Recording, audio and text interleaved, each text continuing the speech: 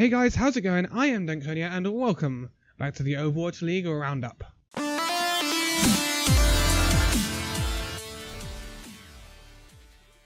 Yes, we have had week 3 and... Hold on a second. Public announcement. Due to... I don't know whether some of you, and I did kind of pinpoint this at the start of the stage. In terms of week 5, the playoffs take place on the Sunday now, instead of the after the games end on the Saturday or early hours of the morning Sunday in GMT, whatever. So that means I can't do an Overwatch League Roundup on the Sunday for the week 5, right? So this is going to push me into moving this video. Yes, I've been jigging around my schedule quite a bit at the moment. I'm going to move the video I do on a Monday, which is the Skylines video, to Sunday, and I'm going to do the Overwatch League Roundup from now on. So this one will go out on the Sunday, and this will be the last one that goes out on the Sunday. Next week will be on a Monday. So, Monday GMT, you will get your Overwatch League Roundup fill. But, moving on to this week. We have had some interesting games, right? Some teams with some stuff to prove, but there's always teams with stuff to prove. So we can't really say too much about that. But we start off with Seoul Dynasty taking on the Shanghai Dragons. No surprises that Seoul win this one. But Shanghai take a map. And it shows promise for Shanghai. I just think they need to get these players in. And if you haven't seen... I don't remember actually mentioning this in the previous roundup video because I don't know whether it was announced. But I did mention it yesterday in my video.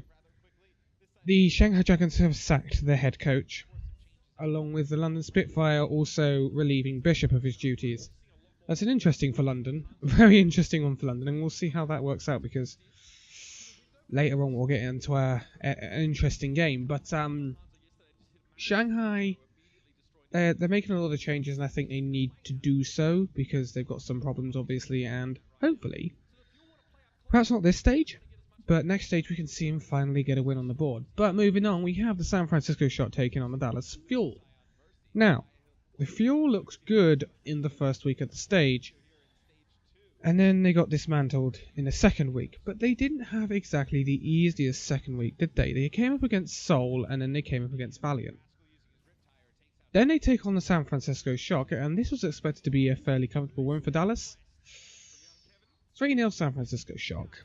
The Shock did okay. The Dallas Fuel were abysmal. Not much to say with that, to be quite honest. Dallas have got some problems, and again, if you saw the video yesterday, Taimu's got fined. XQC is banned again. Dallas needs some sorting out, and the players are saying, look, don't blame Kai Kai. And to some extent, yes, they're right. And to some extent, you know, this needs sorting out. They have signed a new tank player, which, again, is a backup for when XQC is not available. But how many times is XQC not going to be available for Dallas Fuel to keep paying him his paycheck? That'll be interesting, but I'm not going to get onto that conversation. That was done yesterday. The Battle of LA was after this, and Valiant were going into this favourites, I would say. And they lost comprehensively to the Gladiators 4-0. Now, this was the toughest week of the stage for Gladiators. They faced Valiant, and then after that they faced Spitfire. Very tough for the Gladiators, and this was a test of their mettle, and we'll get onto the Spitfire game later on. But they 4-0'd the Valiant, which is a fantastic start, and it puts them right back in that mix. Moving on though, another team with something to prove is Philadelphia Fusion. Another incredibly tough week for the Fusion, facing off against first Seoul and then NYXL. Two of the best teams in the league, two best teams in the league actually. I'm going to say that outright because London. We'll get onto that in a minute. Fusion lose to Seoul 3-1. It's difficult.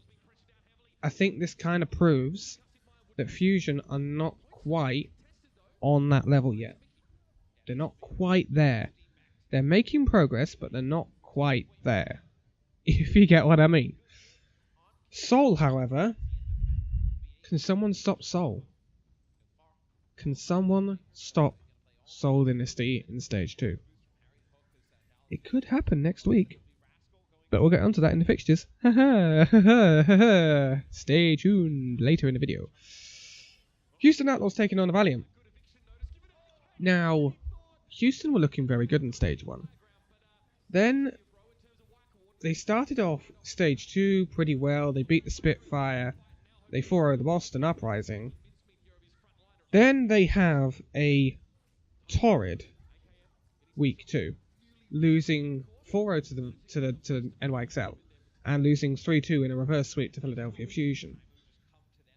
And things don't improve. The Valiant bounced back from their 4-0 against Gladiators to 4-0 Outlaws. I think that makes it very tough for Houston to reach the playoffs for this stage, to be quite honest with you. They haven't had it easy. They've been on a... this put them on a map losing run. The worst in the league so far. So, Houston are tip and spear, if you know what I mean. 1 minute they're on a massive map unbeaten run, the next minute in Stage 2 they're on a massive map and defeat run. So, not good. And then we have the Boston Uprising taking on Shanghai. Again, I said either last week or the week before, if Shanghai were going to win a game in this stage, it had to be either against Boston or Florida. Boston 4-0 Shanghai. And the problem with Shanghai, I think, is they play to their opponents. Which means they lose every game, right? If they'd played like they did against Seoul, against Boston, they would have beaten Boston. So, it's very difficult. Very, very difficult. And moving on to the next three fixtures, which is a batch in a day. Get it right. I will be there in a minute. Friday, anyway. Well, no, Saturday. Yeah, Saturday. Oh, whatever. London Spitfire taking on Boston. 4-0 for the London Spitfire. They get their revenge. Because Boston Uprising did cause a big upset against Spitfire in Stage 1. But Boston aren't the team they were in Stage 1, are they? Let's be fair about this. They've got some stuff to work on.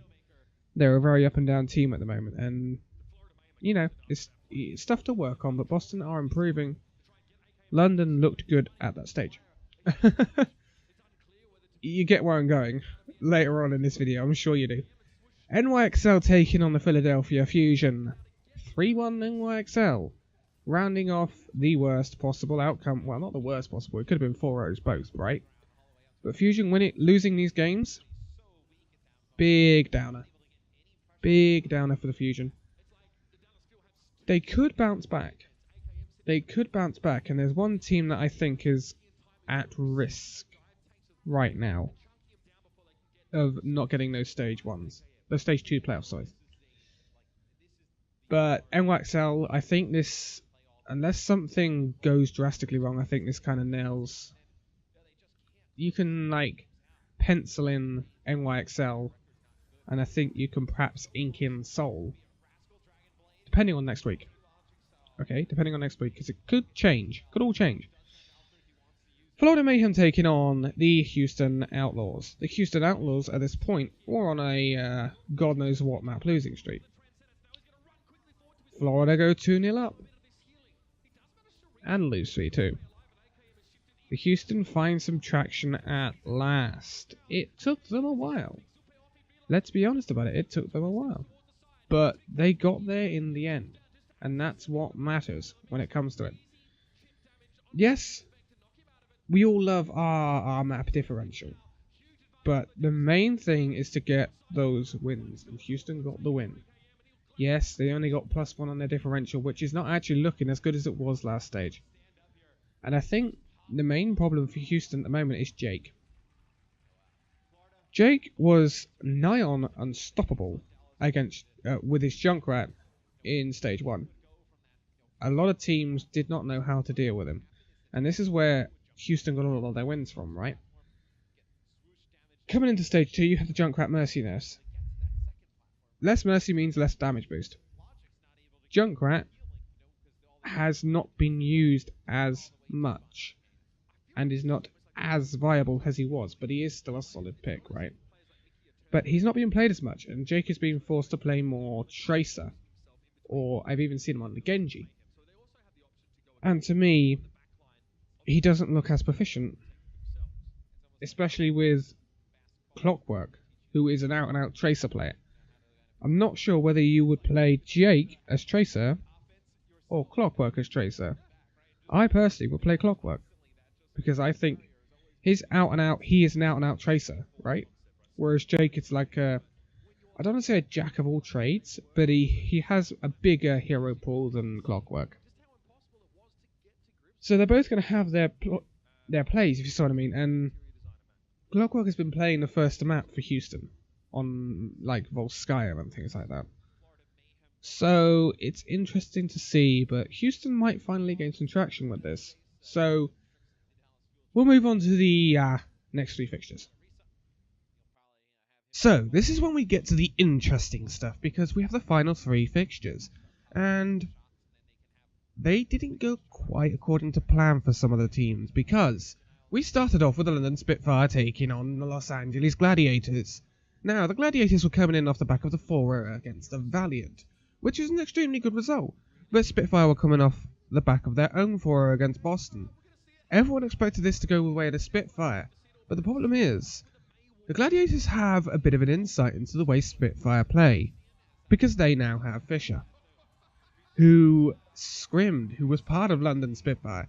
He knows how Gesture plays Winston and Reinhardt. He knows how he plays these tanks. Los Angeles beat Spitfire 3-1 to put themselves in pole position for that final Stage 2 playoff spot. Because I believe, looking at the running that the Gladiators have, they have the most favourable running. I think their hardest game is against someone like the Fusion. Whereas Spitfire have to take on Seoul. Houston have to take on Seoul. I believe Valiant have to take on NYXL. So it's not easy for any of the other teams. They've all got that tough game. Apart from Gladiators, I believe Gladiators could win the rest of their games this stage if they play like they did against the Spitfire. It was a very good game, and Spitfire now have a tough job to get into those playoffs. They could do it if they win all their games, but they have to win against Seoul, which is not going to be easy. It's never going to be easy. Seoul are still unbeaten. But moving on, we have New York Excel taking on the San Francisco Shock. San Francisco Shock coming off the back of a 3-0 against Dallas Fuel, which was rather unexpected. You didn't really expect them to do anything unexpected against Excelsior, did you? 4-0 to Excelsior. They did take them quite close on Volskaya, but the rest of it just wasn't really that close. Excel doing what Excel do. It was pretty simple job for them. But then we move on to the last game of the week, and this was an interesting one. Florida Mayhem taking on the Dallas Fuel. Florida going in with only 1 win on the board. Dallas Fuel with 5. Fuel in a weird place right now after that loss to Shock. And they were 2-0 up. Florida get their first reverse sweep. 3-2 to Florida. They have 2 wins on the board. But Florida were good, yes. Dallas Fuel were bad. Not much more I can say about it, really. Obviously, there was no XQC. Coco's disappeared. Timing on the main Winston. He was having good plays, and on some maps he was having like bad plays, bad plays. Who knows where to go with this with Dallas, to be quite honest. That's a rip on this stage for certain. It's very, very difficult for Dallas now. They need to just wipe the stage, but they need to sort this out because it's bad. It's real bad.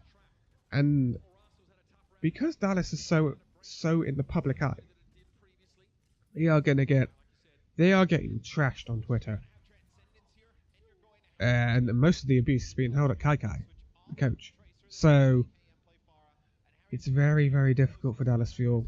They need to try and change it around, and it could be that they are in the spotlight too much. Their players are, you know, inverted commas, celebs in this sort of world more than other players are. They were a team of streamers and things like that. Taimu, Mickey, XQC, pretty much all of them really. Seagull. They all have a very public stream and they're very well known, almost household names in the Overwatch industry for pro gamers, right? Whereas a lot of other teams have only got like one.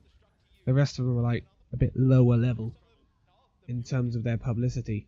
But Dallas Fuel was a heavily publicized team, and I wonder whether the pressure's getting to them or whether something's not working. Because even when they go back to the Envious lineup, it's still not working. It's still not working. So what's happened here for the Dallas Fuel to go so wrong? But moving on, we have the standings, obviously. So we have our stage 2 standings, and guess who's on top? Yes, it's Seoul again. They still haven't lost yet this stage. New York Excel backing that one up with a 5-1. This is the interesting thing though. Los Angeles Gladiators have taken third away from Spitfire. And both them, Spitfire and Valiant are all on 4-2, so any of them could pick up a playoff place. So could Fusion and Outlaws. But I think the run-in favours Gladiators, to be quite honest with you. It will be very, very interesting to see who gets that final playoff spot. It's going to be an incredibly interesting week next week, because some of them could just literally fall out of it next week if they get a bad run in. Obviously, Mayhem now have another win on the board, or their first win of stage 2, shall we say, and Dallas Fuel falling back down to that the San Francisco Shop Boston sort of group at the bottom of the league. Moving on to the overall standings, again, we still have NYXL on top, we have Seoul second, and we have Spitfire third. Seoul's starting to open a bit of a gap above Spitfire though.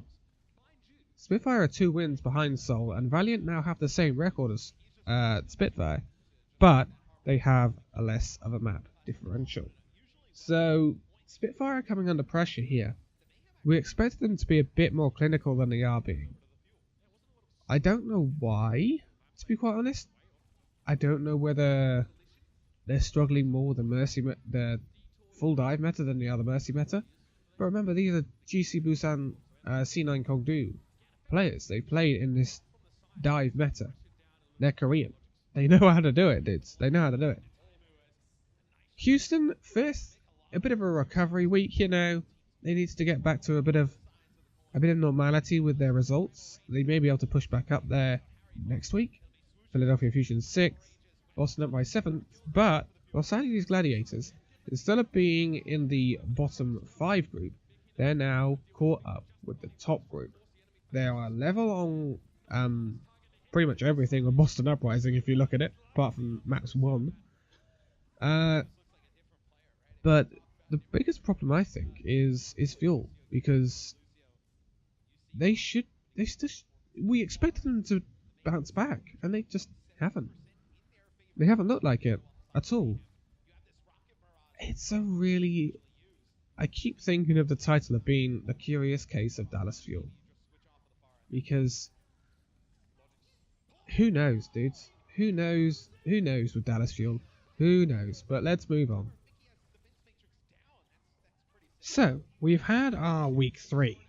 Now we go on to look at week 4. And it's my belief, and this is a pretty strong belief, that this is going to be a very crucial week. Just looking at the fixtures. Just looking at the fixtures. Because it seems to have moved slightly. The timings have moved. I'm not quite sure why. It could be because of contenders. I have no idea. But they have definitely moved. So, 11 PM on Wednesday, March the 14th, we have Boston taking on Dallas. This is a bit of a non-entity match, because I don't think any of these are going to get into the Stage 2 playoffs from now. But it has bragging rights, right? And who would I say is going to win this? I have no flipping idea. Do you know why? Because these two teams are so inconsistent. Either could win. Either really could win. But bearing in mind, they have no XQC, Dallas. So it's most likely Time will be playing main tank. Now, this, I think, in my opinion, limits them to a Winston.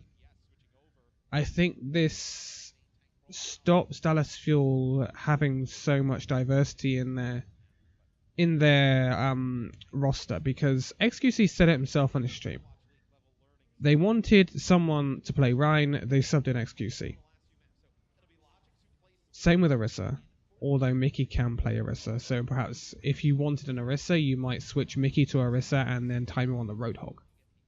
So that could be like a King's Row situation for Dallas. But I think running a Reinhardt, which is extremely common on King's Row right now, is a no-go for Dallas. I'm going to back Boston, because I just think they will have that edge over Dallas right now. Moving on, 1 AM on Thursday, March the 15th, you possibly have the biggest game of the stage. 1 versus 2 people, New York Excel versus the Seoul Dynasty. It's a very, very, very, I wonder how many veries I could get into this sentence, very big week for Seoul Dynasty. They are on top of the stage 2 standings, but this week they could lose it. This is a big, big match. And I honestly can't say, I can't make a prediction here. I have no idea which way that will go. Last stage I could say, New York are going to win it because Seoul aren't looking great. Seoul are looking fantastic. However, New York Excel are still looking fantastic. Yeah, there's been some interesting results for Excel. I don't think they've quite been dominating it like they did in stage 1, but they're still on top of the main standings anyway. This could be the week where Seoul take that spot though. If Seoul win their 2 games this week, they take top spot on the stage. And possibly they take top spot in the overall standings, although I'd have to have a look at that again. It's a very close one. That is a massive, massive game, possibly bigger than Seoul's other game, and we'll get onto that later on because there's another big game for them as well. But moving on, we have the Philadelphia Fusion taking on Shanghai Dragons at 3 AM. Goodness Jesus, GMT time. That's going to be lovely. I can't expect anything but a Fusion win here, to be quite honest. And Shanghai have got possibly the hardest week they've had all stage. Because the next game, which is at 11 o'clock the same day, Shanghai take on NYXL. Pretty harsh fixture list. They're very close together for both XL and Dragons. I can only see 2 losses for Dragons here. To be quite honest, I think Fusion will pick up the win and XL will pick up the win, regardless of what happens to XL against Seoul. The problem with XL, right? Seoul and people like London can run 2 different rosters in games. Whereas NYXL don't have that luxury. They don't have that deeper roster. So they're going to have to scrim and train on maps for both of these games, and they will focus very heavily on the Seoul game, I would imagine. So there may be an opening for Shanghai, and I think Shanghai honestly could take a map off XL. But I think XL will pull through anyway, to be quite honest. Moving on to Friday, March the 16th at 1 AM, we have Florida Mayhem taking on Valiant. There is not much to say. Florida has something to prove, but Valiant look too good. I think Valiant win that one. I think it should be Valiant winning both of their games this week. We'll get on to the later one. Yep, I can only see Valiant for that one. Moving on, 3 AM, we have Houston Outlaws taking on Gladiators. Now, this should be an interesting match. It should be an interesting match. Look at Gladiators win in their last game against Spitfire. The Gladiators can pull it out, right? I'm going to back Gladiators. There's no way I would have done that last stage, but I'm going to back Gladiators for this one. Definitely. Houston don't look as good as they were. And straight after that, we actually have Gladiators again at 11 PM on Friday, the March 16th, taking on Florida. These matches are bad. Oh, these are bad. Oh, they don't want to be organising it like this again. Yes. Again, I would back Gladiators. Florida may have a route in, seeming as Gladiators take on Outlaws. They're going to have to cater for these two. I think you might see, obviously with Gladiators signing Fisher, I think Fisher will play against Houston. We might see iRemix come back out against Florida. It's a possibility, to be quite honest, because that's 2 games in a row, and I don't see Gladiators training equally for them. I would have thought they would have been a bit biased towards the Outlaws game. So I would say 2 wins for Gladiators there. Moving on to the Saturday at 1 AM, we have the emergence of London Spitfire, taking on the San Francisco Shock. Now, the Shock had a decent game against NYXL. Can you tell that I don't know that result yet? I've literally got it on my monitor right now. It's happening right now. It's on Volskaya, and XL are up 3-2 on Volskaya, and San Francisco Shock are in round 4. Can you tell it? Basically, the fixtures gets recorded before the actual week 3 fixtures are over, or the previous week's fixtures are over. So there you go. Fascinating, right? But I would expect Spitfire to win this one. But the problem is, it's happening again, where Spitfire have a big game afterwards. You probably know which one that's going to be. But at 3 AM, we have the Valiant taking on the Uprising. I would say this is a win for Valiant. Uprising just looked too inconsistent, and Valiant, the Boston Uprising looked too inconsistent, and Valiant looked good. But moving on after that, 8 o'clock on Saturday, March 17th, we have Seoul taking on London. We are going to be full of brilliant games in this week, aren't we? Houston versus Gladiators, Seoul versus Excelsior, Seoul versus London. And this is what I mean. It's a very big week for Seoul. It's a shit or bust week for Seoul. If they lose both of these games, they could fall to 3rd. Possibly. Maybe. Don't know about London, because obviously London lost to Gladiators in that shock result. But Seoul look a bit more polished than London right now. So London are having a few problems, I think, adjusting. There's obviously been Fisher moving to the Gladiators, which is a massive mega lol, considering the result from this week. But I think Seoul come out on top. They didn't last time, but I think Seoul come out on top. Unless London play like they can do. If Profit and Birdring don't get shut down and they pop off, London will win. London will win easily. It's very difficult to call that one. I do the predictions on Twitter. I don't even know whether I'll do predictions for the 2 Seoul games this week coming up, because I don't know whether I can predict it. That's ridiculous. But afterwards, we have at 10 PM Saturday, March 17th, GMT, San Francisco Shock taking on Houston Outlaws. That's a difficult one, right? Shock are looking okay. Outlaws are not looking as good as they were. I would back the Outlaws still, though. I would still back the Outlaws for that one. I think they just have a bit more to them than the Shock do right now. Shock are obviously waiting on Sleepy and Sinatra. So, Sinatra's very close to... Both Sleepy and Sinatra are very close to playing. I think they could possibly play in the last week, week 5. They'll definitely be in for stage 3, I think. So, Shock could become a good team through that. But if you rely on 2 players, then it's kind of iffy. You see the great teams like Seoul and Excel and perhaps even London. They've got a whole roster of fantastic players. And even Outlaws, even though they're having some teething difficulties right now in Valiant. They have a team of good players, not relying on one player. Whereas Gladiators, this is what worries me about Gladiators. If Fisher was to get injured or ill or something, they will be back to stage 1 Gladiators. Fisher has added so much to the Gladiators, right? But that's off topic. The last game, Sunday, March the 18th at midnight, we have the Dallas Fuel taking on the Philadelphia Fusion. Again, it depends what Fuel turns up, because Fuel could really run this all the way.